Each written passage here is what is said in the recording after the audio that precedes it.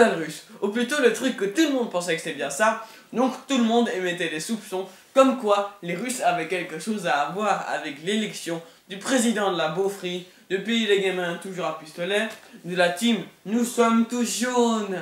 Calme-toi, on a le temps, respire bien. On va bien expliquer en détail car je crois que c'était un peu bref tout ça. On va comme toujours commencer par la présentation de nos magnifiques personnages. Alors là on va bien rigoler. Il y a tout d'abord le fils de la trompette, Donald Trump Jr. On a trouvé qu'il ne faut jamais appeler son fils Junior après Trump, Ronaldo et Jackie. Un mélange de tout ça ne serait pas, on va dire, si épique.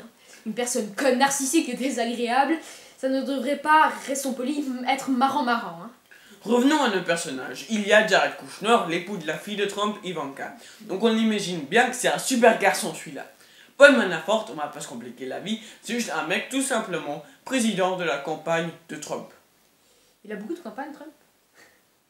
Désolée, j'étais obligée de la faire celle-là. Il y a aussi une avocate russe, Natalia J'abandonne, hein. Donc, tous ces magnifiques zéros du monde ont eu un rendez-vous à la Trump Tower. Le fils du trompettiste a ensuite fait un tweet digne de son père, rempli de choses ridicules pour être soi-disant transparent. Il est vraiment le fils de son père, lui. Mais en fait, nous avons découvert que le thème du sujet était en fait Russie, confidentielle, Clinton. Oulala.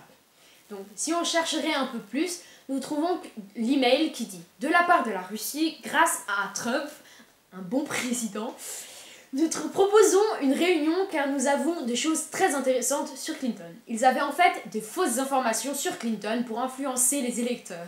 C'est une bonne blague, ça. C'est pas une blague. Ah. Parallèlement, c'est là que ça devient très compliqué. Steve Bannon, c'est un autre mec, oui. Tout ce qui est très intéressant, c'est qu'il a vraiment une tête de putois. Eh bien, il est Chief Strategist de la campagne. Le putois va ensuite devenir Campaign CEO, donc chef de la campagne, remplaçant Paul Manafort, son ennemi putois.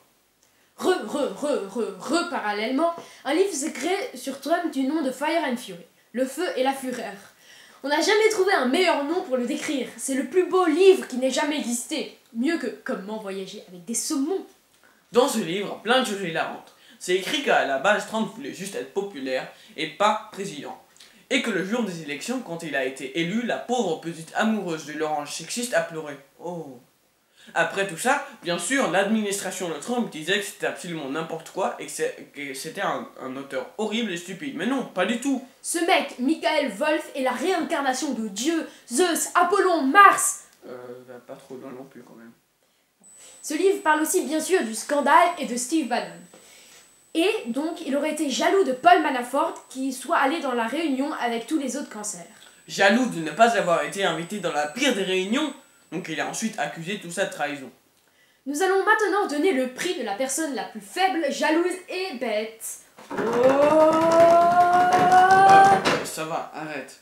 On n'a pas besoin de suspense, on sait tous qui ça va être. Steve Bannon, un associé de Trump, a affirmé que c'était un livre poubelle. Dans ce qu'on aimerait mieux vivre dans la poubelle que dans leur monde plein de choses magnifiques. De ça, en rajoutant ça, et bien sûr, sans oublier la plus belle des têtes, ça. Finissons par le meilleur. En réponse au livre, il a simplement dit « Je suis un génie très stable ».